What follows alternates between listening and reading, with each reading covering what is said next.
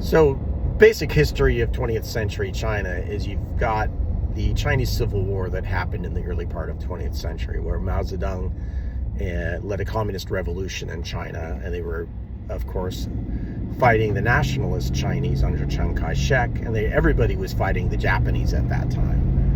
The Japanese, obviously, during World War II, who were, seriously bad guys, who, just like the Germans are suddenly now our friends, which, if you look at the history of World War II, is kind of interesting, and the Chinese sort of see it the same way, which is like, how are you friends with these guys now? Well, the answer is it's a completely different country, since the United States turned it into sort of, a peaceful democracy.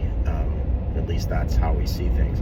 So Taiwan was the result of Chiang Kai-shek and the nationalist Chinese under their party is called the Kuomintang. They fled China, being chased by the Chinese communists under Mao Zedong, and they ended up in Taiwan, where they decided that this was the new capital of China. And they, throughout Chiang Kai-shek's life, he wished to return to China and take over. And there were actually generals that were sitting there in Taiwan who were saying that they were assigned, leadership or governorship of provinces in China. And it's a very, very weird thing. And Chiang Kai-shek was not necessarily a good guy. There was this period during